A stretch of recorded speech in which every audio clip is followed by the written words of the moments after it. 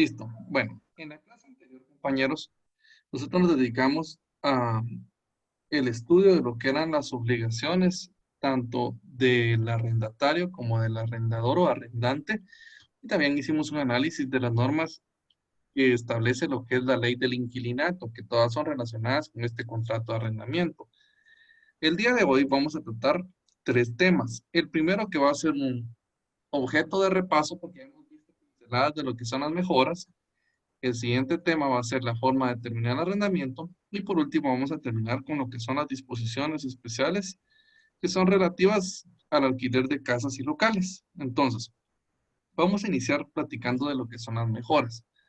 Eh, Mejorar un inmueble o mejorar cualquier tipo de bienes de los cuales son objeto de arrendamiento es totalmente posible. Nosotros vemos desde el principio, habíamos platicado de qué sucede con las cuestiones estas que se pueden agregar a los bienes. Y es que el artículo 1915, o va a ser más grande, ¿sí? El artículo 1915 menciona que en efecto el arrendatario sí tiene facultad, o sea, sí tiene permiso de hacer a la cosa que arrendó, lógicamente. Marqué este texto para que hagamos hincapié en esto. Sí puede hacer mejoras, por supuesto. Él tiene facultad de hacerlas, pero tienen que ser ese tipo de mejoras que no alteren la forma del bien, ¿sí? Puede hacerlas, por supuesto, para gozar de las mismas. Ahora, habíamos practicado ya cuando vimos la primera presentación de este contrato de arrendamiento, que habían tres tipos de mejoras.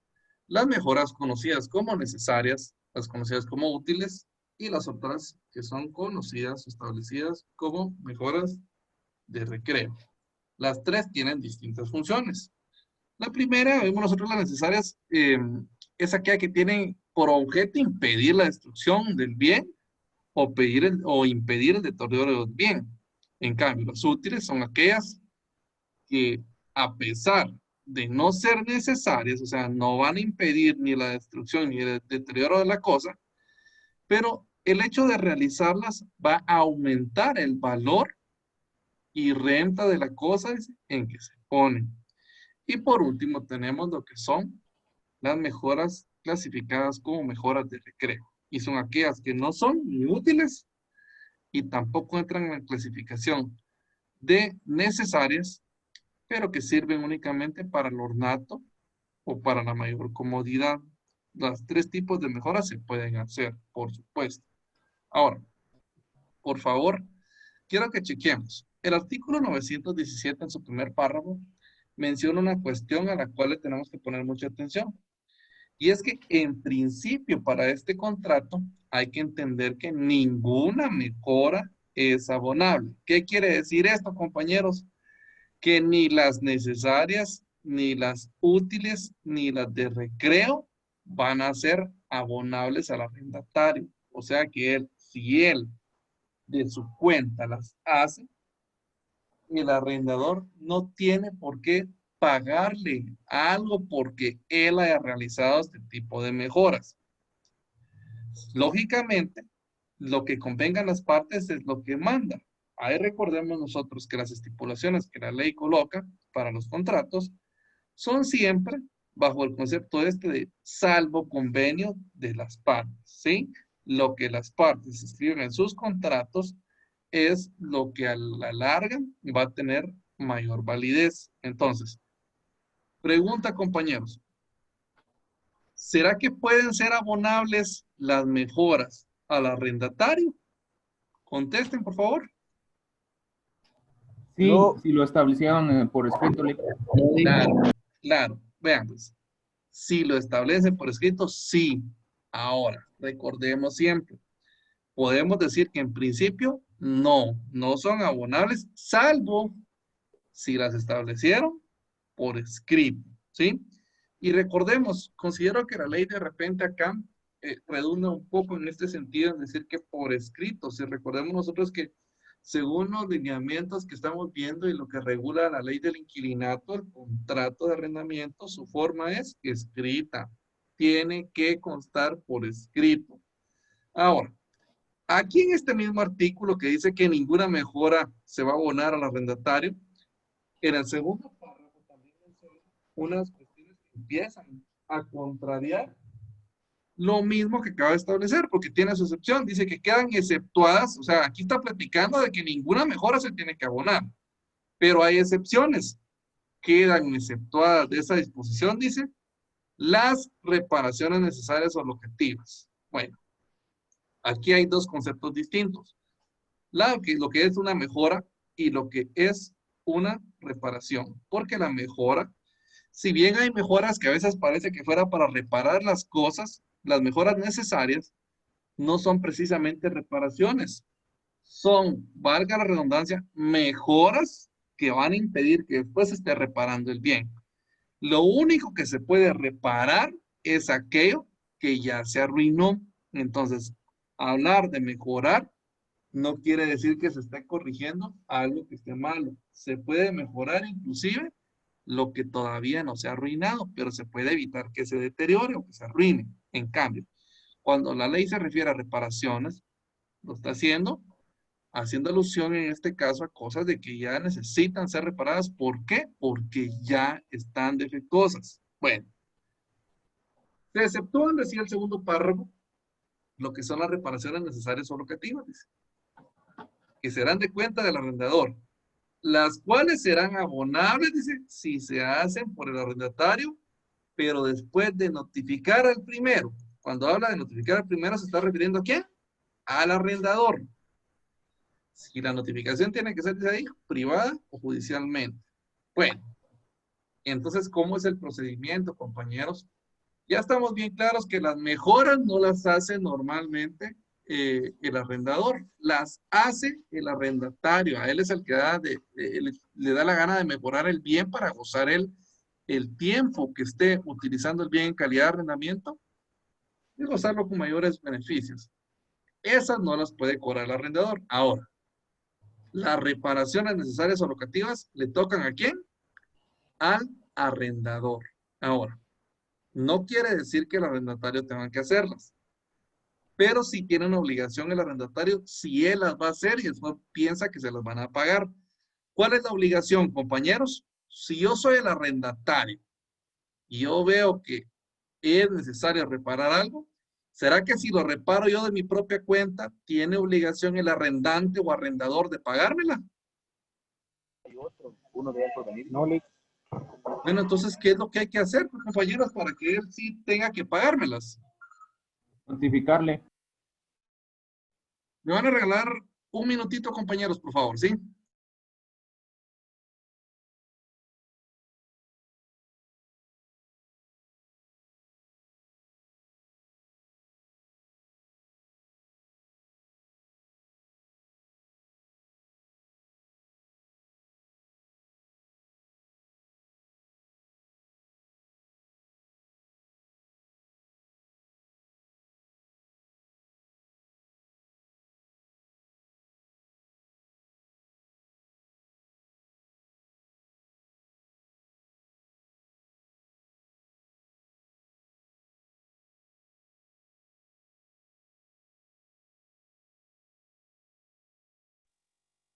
Gracias, compañeros. Bueno, platicando entonces, ¿verdad, compañeros? Hay obligación de notificar. Si yo no aviso, el otro no tiene por qué estarme pagando nada, pero mi obligación como arrendatario es avisar.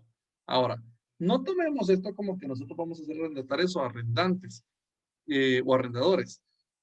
Va a llegar el cliente con nosotros y le va a decir, mire, Lick, fíjese que pasó tal cosa en la casa. ¿A quién le toca pagar? Bueno, notifíquele al arrendador si es reparación necesaria. Hay que decírselo a él. Digan ustedes cuál consideran que puede ser una reparación necesaria. La reparación de un techo. La reparación del baño. O la Bueno, reparación de la les luz digo, eléctrica. ¿será que puede estar una casa uno gozándola correctamente si no tiene energía eléctrica, compañeros? No, Lick. ¿O es habitable una casa que no tenga inodoro, compañero? Sí, la ley ¿No? del monte. Miren, las cosas son necesarias, entonces hay que decirle, ¿verdad? Si uno quiere, la obligación es decirle al dueño de la casa, mire usted, se arruinó tal cuestión, pero no solo de palabra. ¿Cómo dice aquí que se le tiene que notificar? Privada o judicialmente. lo que uno le recomendaría a los clientes sería hágale una su cartita por lo menos de notificación, decirle, mire, don fulano de tal, pasó tal cosa, hoy necesito la reparación. Y de repente, pues le va a decir, mira, repárelo usted y descontémoslo de la renta. Y sí se puede, o sea, ahí es donde está abonando las reparaciones, pero como dice acá la ley, primero notifiquen para que tenga el orden correcto al procedimiento. Vic, Bueno, ¿sí? yo tengo una duda, ¿por qué ahí las reparaciones locativas y en las reparaciones locativas del 1910 son a cargo del arrendatario? Sí, vean, pues la ley no es muy clara que se diga. Recordemos nosotros que cuando hicieron el Código Civil, que fue en 1964, eh, aparte que fue un gobierno de facto, donde no hubo precisamente una legislatura o un congreso que se diera la tarea de ver todo este tipo de cuestiones, pues lo hicieron copiando otras leyes. Y no es por criticar, pero de todas formas, aunque lo hubieran hecho nuestros legisladores de ahorita, creo que no lo hubieran hecho bien. Entonces, la ley tiene sus problemas. Sin embargo, hay que entender que este artículo, si se concatena con el que decía el compañero, en 1909, dice que se dan de cuenta quién, del arrendatario. Chequen acá, las reparaciones llamadas locativas, dice, pero se dan de cuenta del arrendador si los deterioros provienen de la mala calidad o defecto de la construcción. Entonces, considero de que acá, compañeros, el artículo que estamos leyendo, hay que complementarlo con lo del 1909, porque de repente vamos a llegar aquí donde dice, bueno, si todas son reparaciones necesarias, todas son locativas, pero hay unas locativas que es porque se arruinan las cosas con su uso normal, le tocan al arrendatario, y hay otras locativas de los locales de que se arruinan, pero por la mala calidad de los productos, entonces ya le tocan al arrendador. Pero pues existen ese tipo de confusiones acá en la ley. Miren el artículo 1919. Por favor, alguien que lo quiera leer, compañeros, así no me canso de estar leyendo. ¿Puede el arrendador autorizar al arrendatario para que invierta en mejorar la cosa arrendada una o más de sus rentas? Bueno, esto es algo que pasa, compañeros. Lo que hacen es, haga usted la cuestión, lo que tenga que hacer, la reparación. Incluso aquí se va a autorizarse para que invierta en mejorar la cosa arrendada. Puede ser que no sea precisamente una mejora la que le autoricen a hacer, sino que sea de repente una reparación, que es lo más normal. Y lo que hacen es descontar de la renta. O dependiendo qué tan grande sea lo que haya que hacer, pues se descuentan una o más rentas. Y un ejemplo típico, a veces las personas rentan los locales estos para poner su negocio. Y viene la persona, el arrendatario, y le dice al arrendador, mire, yo quiero que le pongamos persiana al local. Y le dice el otro, bueno, mándele a poner, pues, sí, pero eso le toca a usted, le dice el arrendante, el arrendatario al arrendante. Sí, le dice, no tenga pena, usted mándela a poner y lo descontamos, hacemos cuentas y no me pagan las dos rentas. O sea, lo que la gente hace tiene su regulación legal en el artículo 1919. Ahora, miren esta cuestión, pues esto consideré importante que de repente lo pudiéramos analizar, la situación que regula este artículo 1921. Vamos a ver, Jocelyn Paola, por favor, démosle lectura al 1921. Cuando el arrendatario haya puesto mejoras con consentimiento del dueño o sin él para gozar de ellas durante el tiempo del arrendamiento y dejarlas después a beneficio de la finca, sin responsabilidad de éste. Si antes de concluirse por tiempo se interrumpe el arrendamiento por causa o culpa del dueño, desde entonces se hace abonable las mejoras necesarias o útiles. Ahí nomás, Jocelyn, vean, vean esta situación, pues. La ley menciona, ahí recuerdan ustedes, en 1917 decía, ninguna mejora le es abonable al arrendatario. Pero vean este caso, pues, dice que si se interrumpe el arrendamiento por causa o por culpa del dueño, entonces sí son abonables las mejoras, las necesarias y las útiles. ¿Por qué, compañeros? Pónganse a pensar, pues, su cliente es el arrendatario. Entonces, hicieron contrato por el lapso de un año. el contrato dura 1 año y dice el arrendatario, bueno, ya que el techo lo miro muy débil o algo, entonces le voy a invertir. Y le invierte y manda a reforzar, por ejemplo, la lámina, el techo o lo que sea. Le invirtió, hizo una mejora necesaria o una mejora útil de repente. Y resulta que al mes se interrumpe el contrato porque por culpa del dueño se deshace el contrato. Y ya saben ustedes que las mejoras no son abonables, pero en este caso específico, si por culpa del dueño, o sea, ¿el dueño quién es? Es el arrendante. Si por culpa del arrendante se interrumpe el arrendamiento, entonces desde ese momento sí son abonables las mejoras, siempre y cuando esas sean útiles o necesarias. Lo que quiere decir que las mejoras de recreo, esas sí no.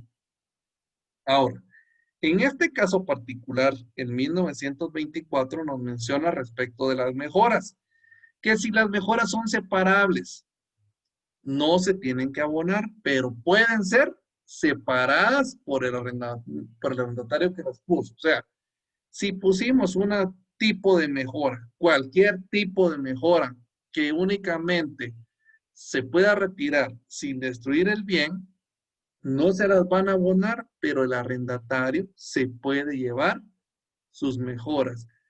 Compañeros, regálenme un ejemplo de qué cosas puede poner uno que sean separables. ¿Qué mejora le podríamos poner a una casa, por ejemplo, que después es separable?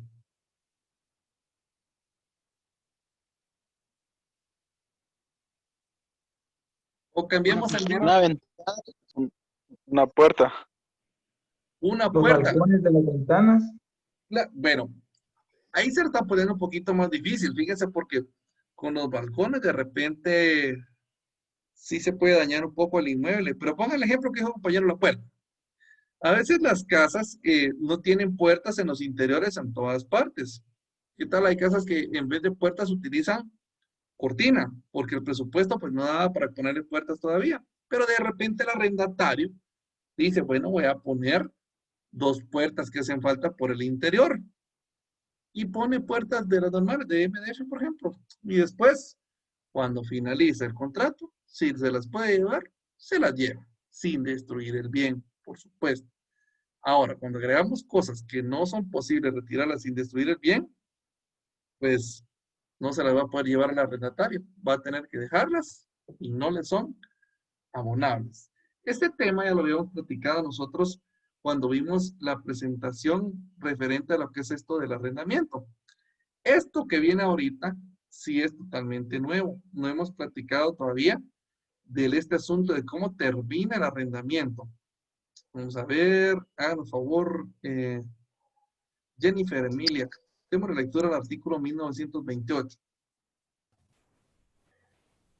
El arrendamiento termina por el cumplimiento del plazo fijado en el contrato o por la ley o por estar satisfecho del objeto para el que la cosa fue arrendada.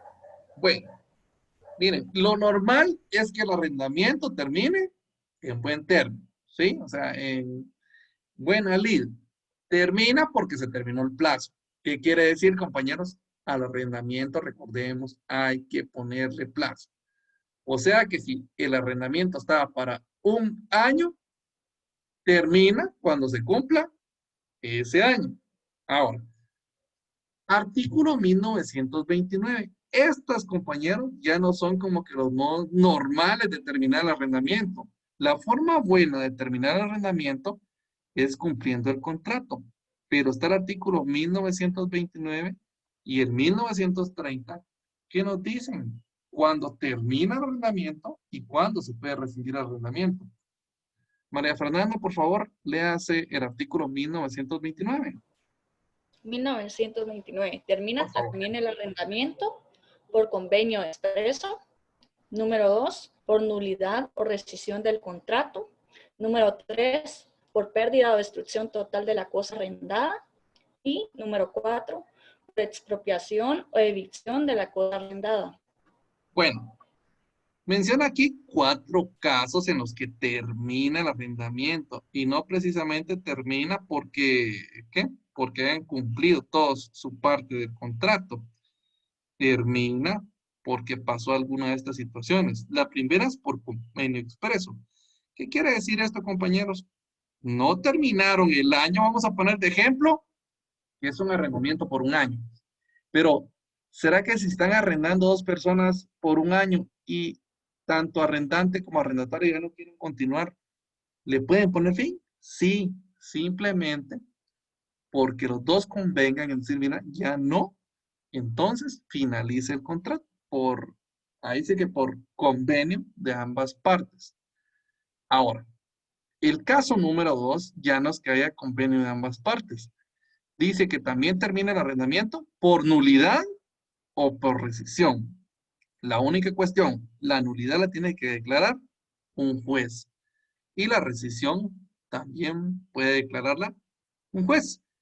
Les hice una flechita acá porque vean, pues, el artículo 1930 nos platica de los casos en que se puede rescindir el contrato. Y recordemos que la rescisión es un modo de dejar sin efecto los contratos cuando los mismos se encuentran pendientes de cumplimiento. O sea que a medio arrendamiento o al principio del arrendamiento, cuando no ha comenzado o cuando no ha terminado, la cuestión cuando no ha terminado normalmente, por los supuestos que menciona este artículo, puede rescindirse el mismo. Inciso tercero siempre de 1929, decía la compañera, por la pérdida o destrucción, lógico. Si se destruye la casa o se pierde por cualquier motivo la casa, pongamos una pérdida de otro bien, por ejemplo un carro, está perdido el carro, simplemente finaliza el arrendamiento, porque ya no puede gozar el arrendatario del bien. Bueno, y por último, por expropiación. Miren en 1930, este artículo menciona las causas por las cuales el contrato se puede, ya no dice, ya no es terminar nada más, es por las que se puede rescindir. ¿Y qué pasa si se rescinde el contrato? Pues termina el contrato. Ahí está bien claro en el 1929. Contrato de arrendamiento que se rescinde es contrato que finaliza. Bueno, miren las causas. Pues. Le voy a pedir a Luzwin Carrillo que nos haga a favor de dar lectura a los primeros 3 incisos.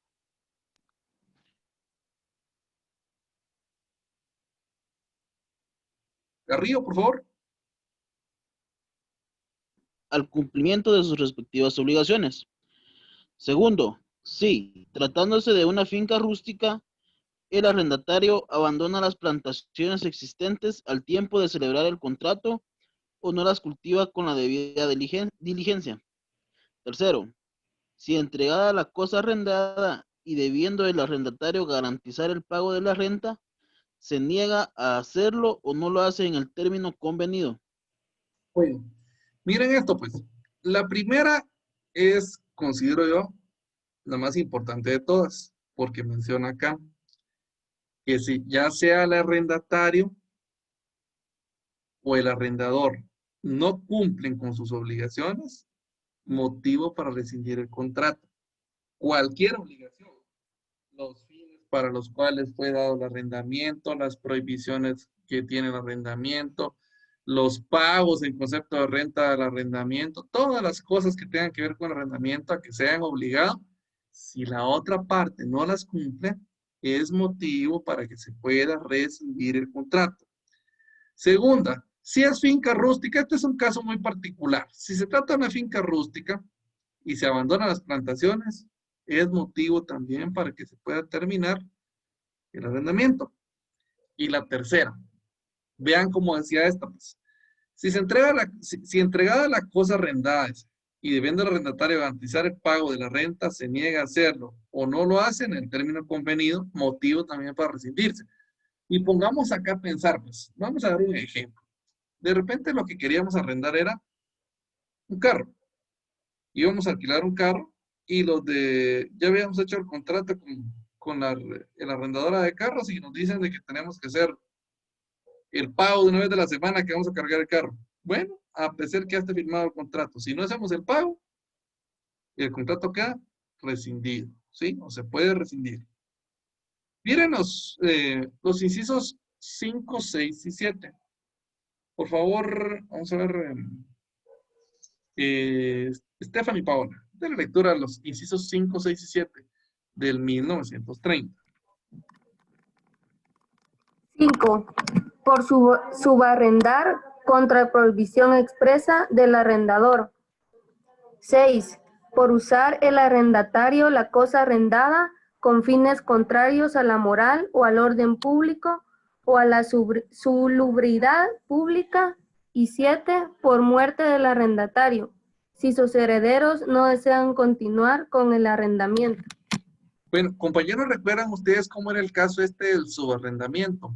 En principio, si no decimos nada en el contrato, si se nos olvidó, ¿tiene derecho o no el arrendatario para poder realizar un subarrendamiento?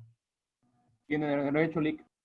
Sí tiene, bueno, porque puede darse el caso que no dijeron nada a las partes y después cuando ven que el otro está subarrendando el local, pues empiezan a pedirle el local, ¿verdad? O la casa, porque vienen y dicen, bueno, yo no le di permiso de subarrendar, pero aquí la cuestión es al contrario.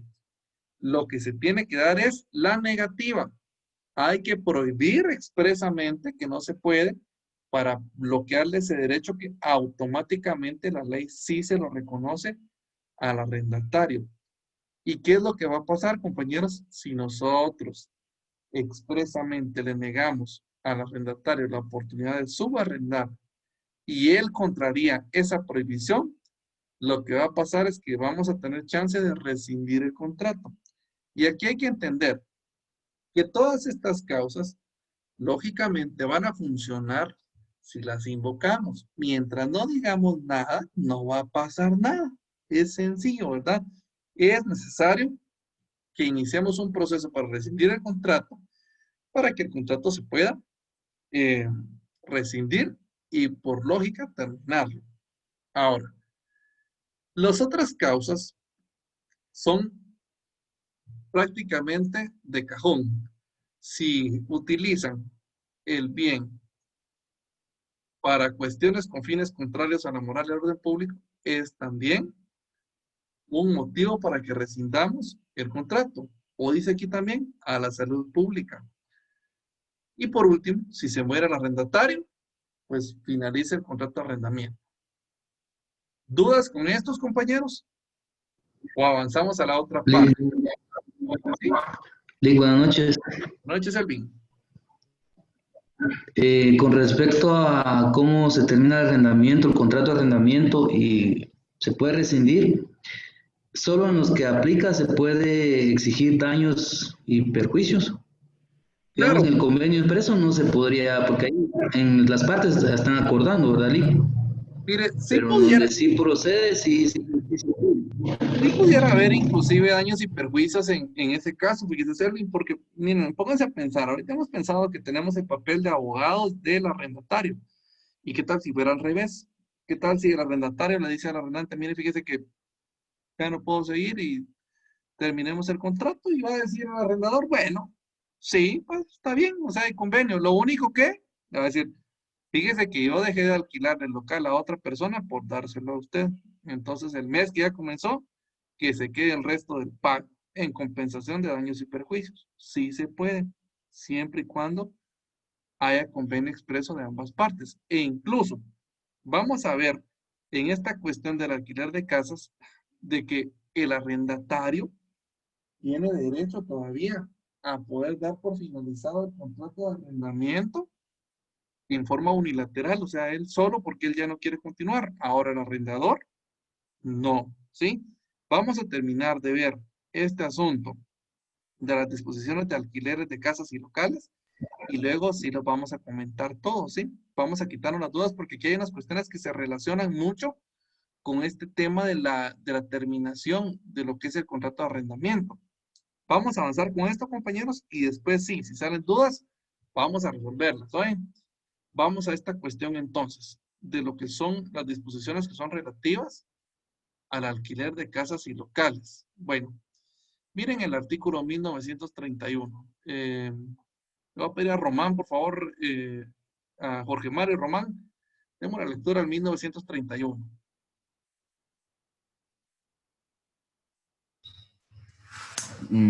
Artículo 1931. No podrá darse en arrendamiento una casa, habitación o local sin sin que reúna las condiciones de higiene y salubridad que exige el código respectivo.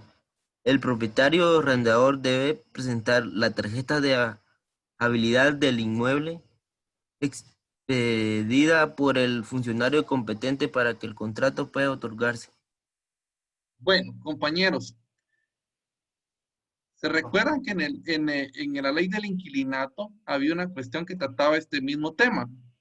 El artículo 35, si no estoy mal, de la ley del inquilinato, regulaba lo mismo y decía que para poder alquilar un local era necesario contar con una autorización de las autoridades de salud. Entonces, esa cuestión de la tarjeta de habitabilidad es necesaria, ¿sí? Ahora, ¿qué va a pasar, compañeros? Supuestamente, si no se presenta la tarjeta, no se podría celebrar el contrato. ¿Qué pasaría entonces? Pregunta. Si no presentamos la tarjeta y la tarjeta es un requisito para celebrar el contrato, ¿qué puede pasar con ese contrato? ¿Es nulo, Lick? Fíjense que sí, y el compañero tiene razón. Se podría pedir la nulidad por falta, compañeros, de condiciones. Entonces, estas condiciones o requisitos, compañeros, que en este caso son necesarios para realizar el arrendamiento, si no se encuentran, podrían causar la nulidad, compañeros, del contrato. Ahora, artículo 1934. Recordemos también que con la nulidad es otra causa para que finalice el contrato. Vamos al 1934. Astrid y Isabel, por favor, demos la lectura.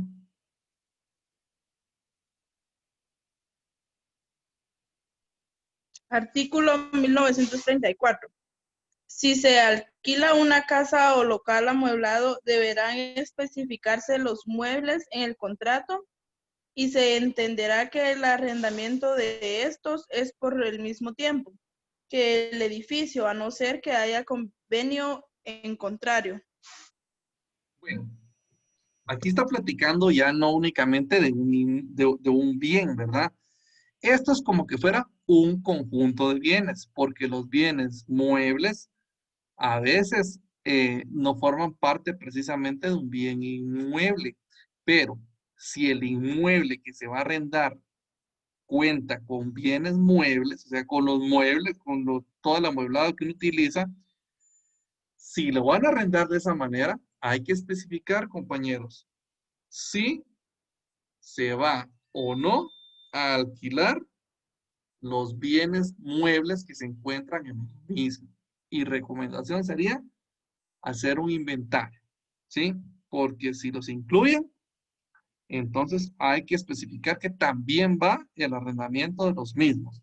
Muchas veces alquilan esos famosos departamentos o apartamentos en los cuales ya se encuentran equipados. Entonces están ocupando prácticamente todo el lugar, pero también lo que está dentro del lugar. Es necesario, compañeros, que si el cliente, nuestro cliente, va a realizar este tipo de negocios, que nosotros lo asesoremos para que haga constar todos los bienes que hay y el estado en que se encuentra. Miren el artículo 1935. Axel Omar, por favor, démosle lectura.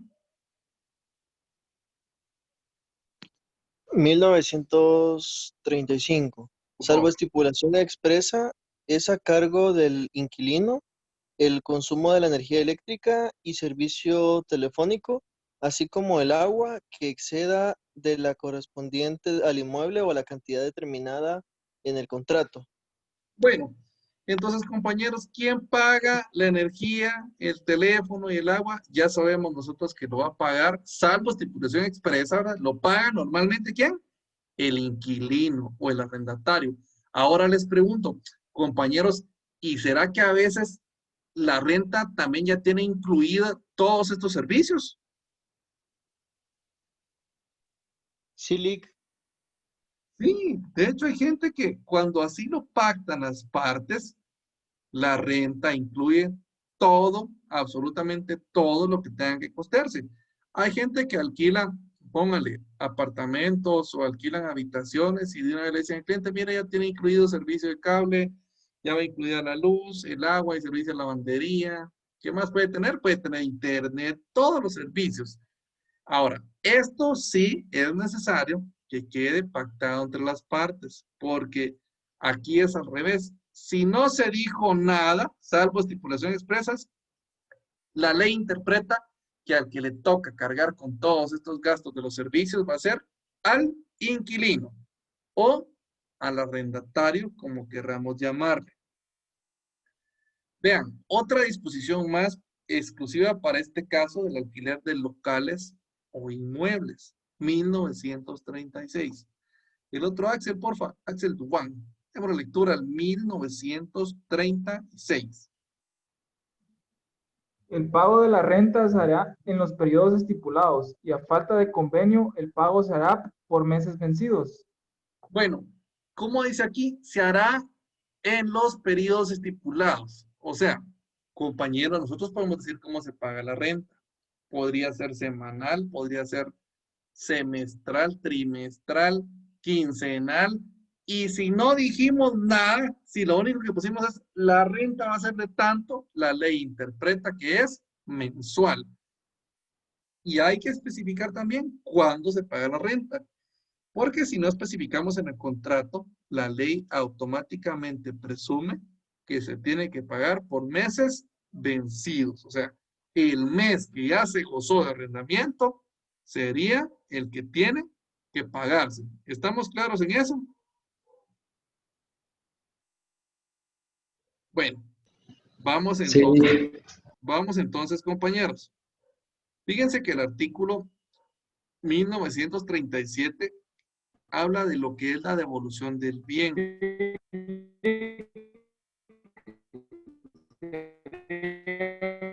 Fíjese, Myron, que no logra escucharle.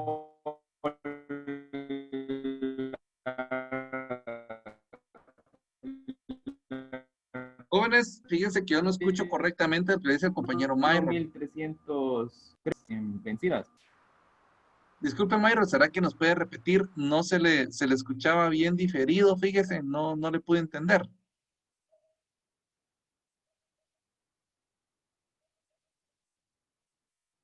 ¿Compañero?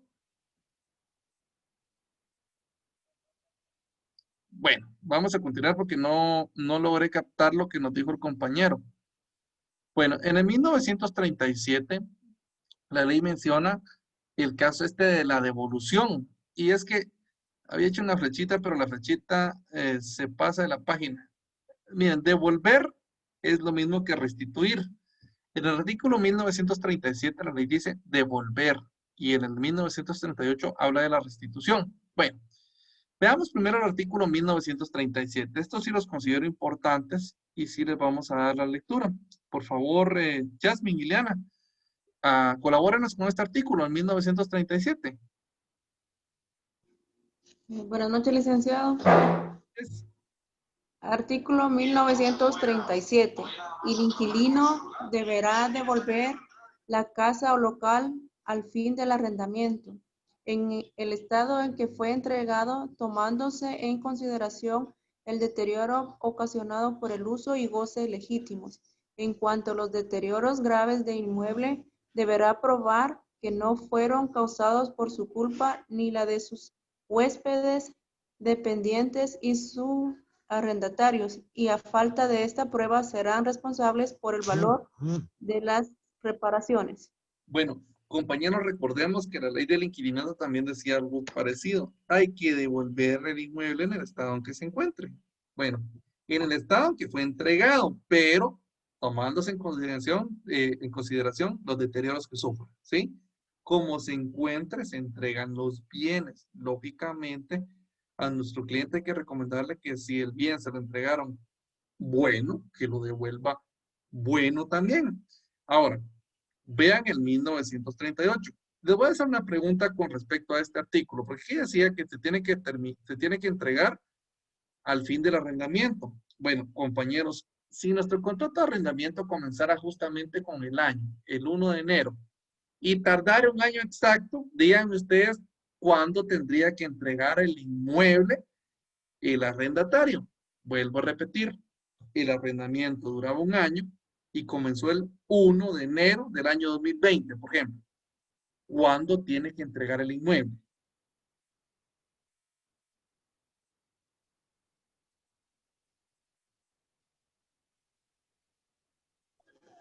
Un día anterior al 1 de enero del 2021.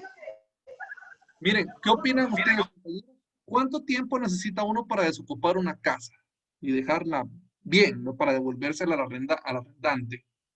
¿Cuánto tiempo consideran ustedes que es necesario, compañeros? Los 5 días, Rick. No, para mí un día. ¿Para quién más? ¿Otra opinión más, compañeros? 5 días decía y Argueta decía que... Un mes. Un mes, disculpa. Pero esa casa sí estaba grande. Bueno, vean esto pues. Hasta que finalice el arrendamiento, hay que entregarlo, compañeros, para que no haya pleito entre arrendante y arrendatario. Fuera bueno que le colocáramos de una vez, lógicamente al arrendatario no lo pueden sacar hasta que no finalice el contrato, ¿sí? Hasta que cumpla su año. Lo que sí es correcto es colocarle al contrato de arrendamiento cuánto tiempo tiene para desocupar el inmueble. Finalizado el contrato, le damos, por ejemplo, 1 semana para que se lleve sus cosas, ¿sí? Y entregue correctamente el inmueble. Ahora, ¿cómo va a ser la restitución o la devolución? Miren el artículo 1938. Le voy a pedir a Madeline, por favor, que le dé lectura. Artículo 1938. La restitución del edificio se la al arrendatario desocupando enteramente y entregándolo con las llaves al arrendador. Bueno, desocupándolo dice enteramente, o sea, no tiene por qué dejarle cosas adentro. Tiene que dejarle únicamente lo que le pertenece en forma efectiva al bien, nada más. Y tiene que entregar también llaves. No le piden nada más que le entregue desocupado y que entregue las llaves. Pero lógicamente tiene que entregarlo, como decía el artículo anterior, en el estado en que le fue entregado a él. Ahora, miren el caso este muy particular, pues el 1939. Platica de cómo puede ser en la forma en que el arrendatario, pero aquí solo es el arrendatario, le puede poner fin al arrendamiento. A ver, Diana Elizabeth, por favor, démosle lectura de ese artículo. 1939.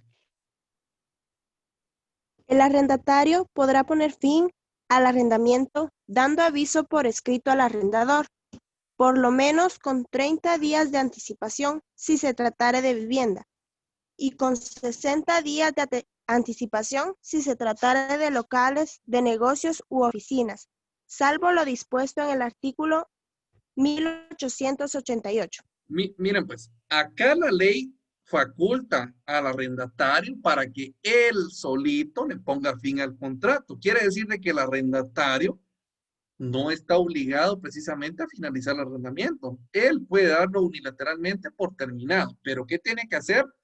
Le tiene que dar aviso por escrito al arrendador y decirle, mire, ya no voy a seguir alquilando su casa o su edificio.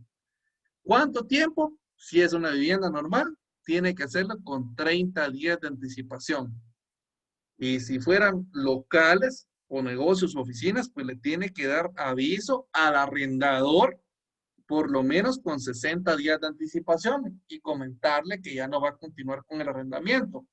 Cosa muy distinta, compañeros, del caso del arrendador, porque el arrendador no puede unilateralmente, solo por así como puede el arrendatario dar por finalizado el contrato. El 1939 menciona que el arrendatario sí puede, pero para que el arrendador dé por terminado el contrato, tiene que pasar algunas de las circunstancias que dice el artículo 1940. Y esto no lo vayamos a dar, no lo vayamos a confundir, compañeros, con las otras cuestiones. No es lo mismo la terminación del contrato, que era por lo que decía el 1929, que rescindir el contrato que dice el 1930, que simplemente dar por terminado o poner fin al contrato antes de su vencimiento y sin que pase ninguna de estas circunstancias que habíamos visto en estos artículos. No pasó nada de esto. Ahora, vean esto, pues. El arrendador no puede unilateralmente simplemente decirle al otro, mire, sálgase de la casa. ¿Cómo va a ser él para sacar al inquilino, compañeros? Bueno, dice el 1940. El arrendador, por supuesto, sí puede dar por terminado el arrendamiento, pero dice que va a ser en los casos que dice el artículo 1930. ¿Cuáles eran los casos del artículo 1930, compañeros? Los casos de rescisión y los especiales siguientes. Por todas las causas de rescisión, lógicamente saben ustedes que va a terminar el arrendamiento. Causa por la cual el arrendador puede dar por terminado él solito, de su parte, el contrato de arrendamiento. Y veamos los particulares que menciona el artículo 1940. Bueno, a mejor de leernos 3. Le voy a pedir vamos a ver, quiero ver quién no le ha dado tanta participación, compañeros. Bien, aquí casi todos participan. Le voy a pedir a Jennifer Alexandra. Léaselos. La parte introductoria y los primeros 3 incisos. Ahorita, Lick. Gracias.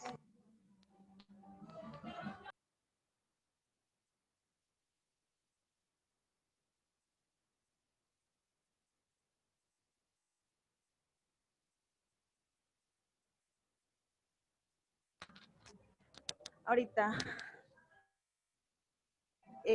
Cuando el arrendatario no esté solvente con el pago de la renta y adeuda por lo menos 2 meses vencidos. Miren, pues, nos vamos a detener ahorita ahí. O sea, si el arrendatario debe ¿cuántos meses, dice? Por lo menos 2 meses. Entonces se puede dar por terminado el contrato por parte del arrendador. Si le deben 2 meses y no se los han pagado, puede pedir que se termine el contrato. Ahora, ¿qué consideran ustedes, compañeros? Si ya les deben 1 mes, ¿pueden dar por finalizado el contrato ustedes como arrendadores o su cliente como arrendador? No, Nick. Ahora, esto de acá, compañeros, se parece mucho con esto que tiene el artículo 1930 en su primer inciso. Miren pues lo que decía acá. Se podía rescindir, dice, si el arrendador o el arrendatario faltan al cumplimiento de sus respectivas obligaciones. O sea, si faltó a un solo pago, ya se puede rescindir el contrato con esta que dice acá. Sin embargo, la específica de falta de pago de rentas va a ser esta de acá. Y yo considero que es necesario respetar esta de acá. Porque en el otro caso, está platicando de cualquier tipo de obligaciones. Pero para el caso de falta de pago de rentas, hay una ley especial que es este inciso primero del artículo 1940. Y dice acá, lógicamente, esto lo pone la ley cuando nosotros no decimos nada. Porque si en el contrato nosotros queremos pactar entre arrendatario y arrendador de que un solo pago da oportunidad de terminar el contrato, lo podemos hacer. Pero como muchas veces hay tanto que poner el arrendamiento que se nos puede ir por alto, por ejemplo, esto, entonces la ley lo suple y dice que si ya se vencieron 2 meses y no ha pagado la renta el arrendatario, el arrendador tiene derecho para terminar el contrato. Bueno, inciso segundo, continúe, vamos a ver, Arlene Paola, por favor. Cuando el propietario necesite la casa o vivienda para habitarla él y su familia, siempre que compruebe esa circunstancia. En la familia se comprende su esposa o conviviente de hecho, hijos, padres o personas que dependan de él económicamente. Bueno, aquí hay muchas cosas que ver, compañeros.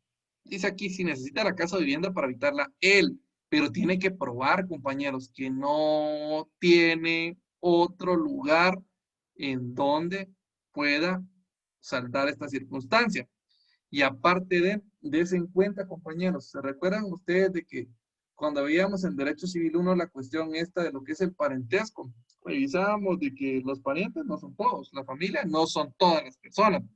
Y aquí considera la propia ley, el propio Código Civil está considerando para este caso en especial como familia a un montón de gente más. Al conviviente de hecho, personas que dependan del arrendante económicamente, etcétera. Entonces, ¿se puede pedir? Sí, pero hay que demostrar que la persona no tiene o no tenía otro bien en iguales condiciones para estarle quitando prácticamente el bien al arrendatario. Bueno. Eso es lo mismo que establece la ley del inquilinato. Sí. Ajá, en el desahucio. Hay muchas cosas que tomaron de acá, compañeros, porque primero fue esta ley y después la ley del inquilinato y las transportaron directamente a la ley. Y pues se complementan, no se contradicen, simplemente las dos leyes regulan la misma cuestión y hay doble fundamento.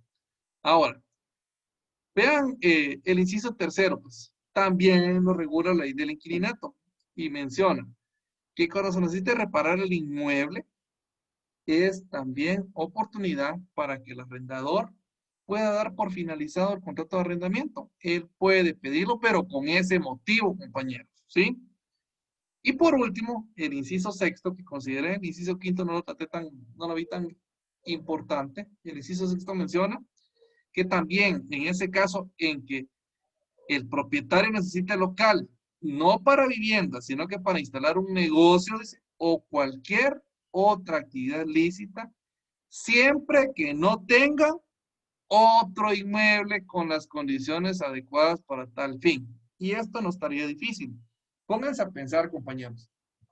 Tenemos ubicada nosotros, les voy a decir, una casa en la calle principal, en la primera calle, que está cerquita, por ejemplo, vamos a ver, de la funeraria esta de Escobar. Es una zona eminentemente comercial. Bueno, ahora, el propietario de ese inmueble lo quiere, pero no se lo podía quitar todavía al arrendatario porque él sí paga sus rentas y todo, pero él necesita poner un negocio. Y lógicamente, el señor sí tiene otra casa, pero la tiene, por ejemplo, en la colonia esta de Los Pinos. Ahora les pregunto, compañeros, ¿se puede poner un negocio fuerte o el área de Los Pinos es un área comercial? Lógicamente, no.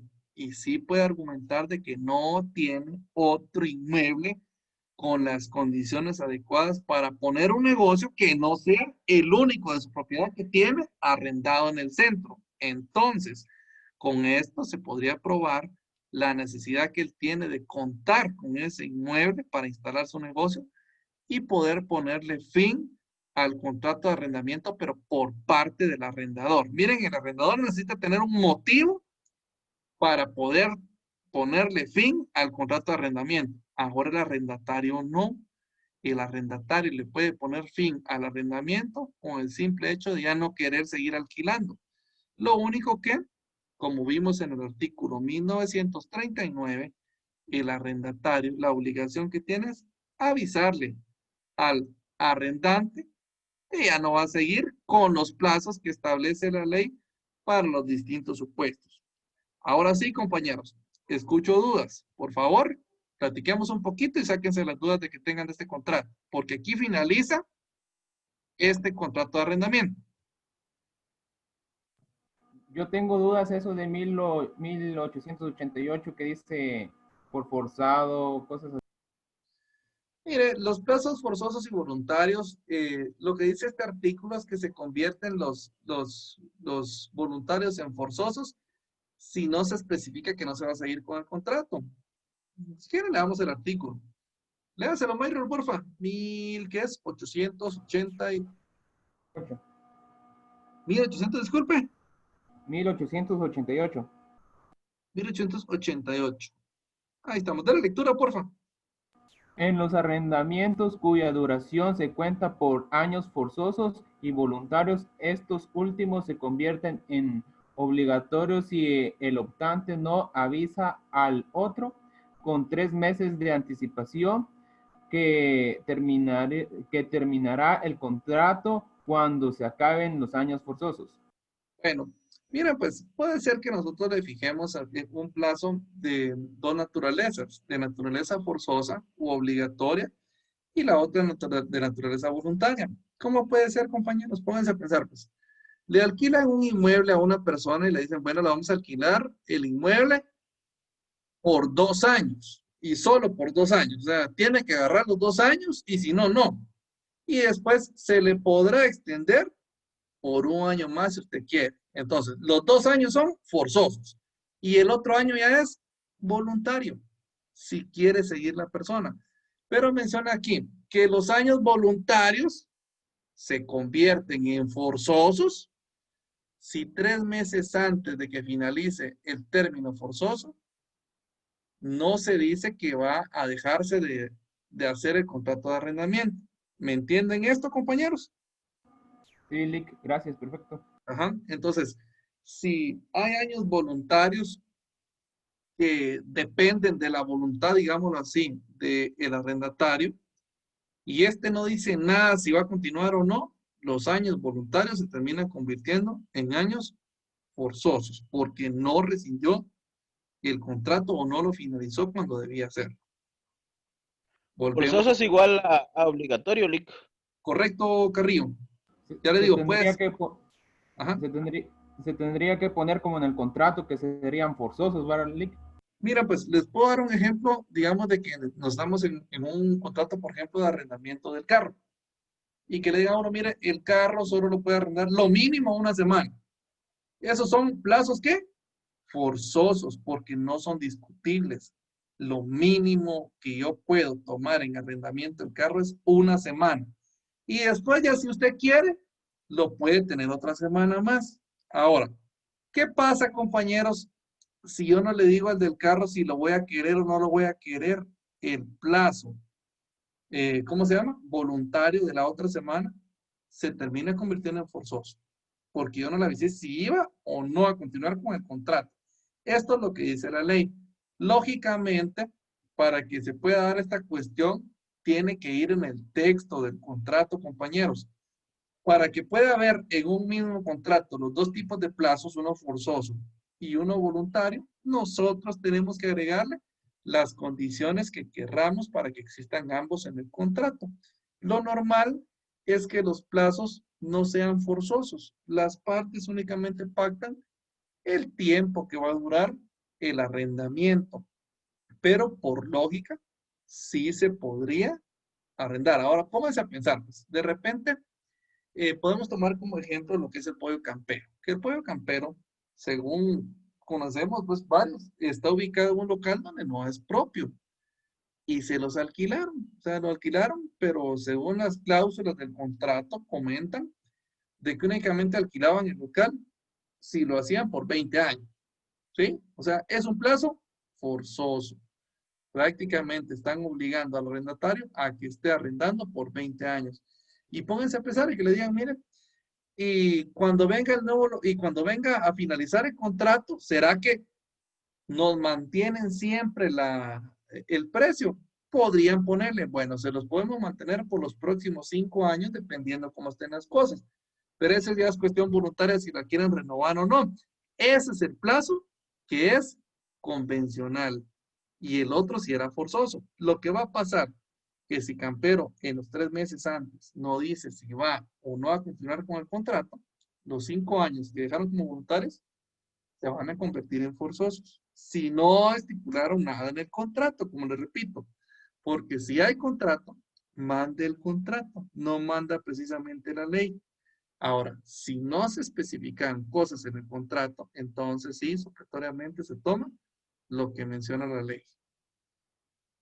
¿Otra duda, compañeros? Buenas noches, Lick. Disculpe la pregunta.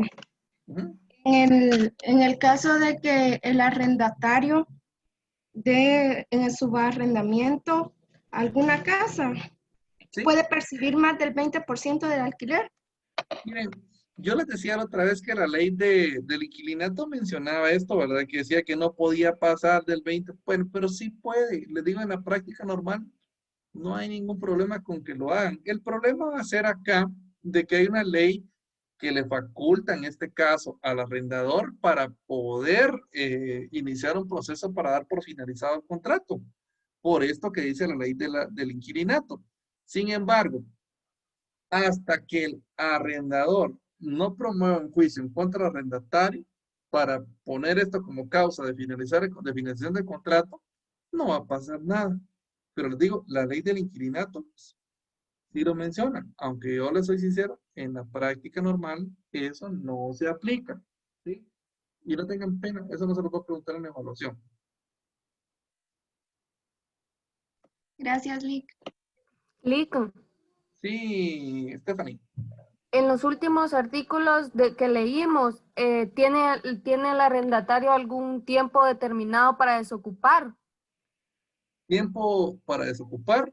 Fíjese que sí tendría que tener, la ley no dice nada, pero yo les digo, cuando no diga nada la ley, lo correcto sería que nosotros como notarios asesoremos a las partes y digamos, mire, ¿cuánto va a tener para desocupar el inmueble? Cuando me llegan contratos de arrendamiento, de los que yo sé que sí son formales, pues les digo a las partes también, estipulemos cuánto tiempo tiene para desocupar.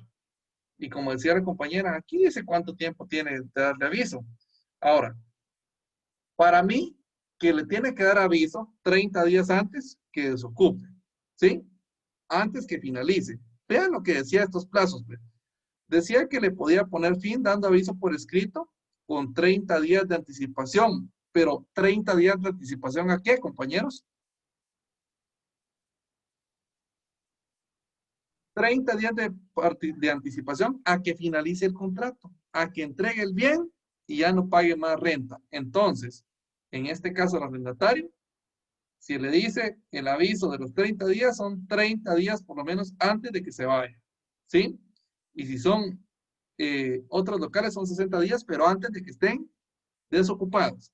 Porque recordemos que la renta se cobra hasta el día en que efectivamente se desocupe el bien y se le entregue al arrendador.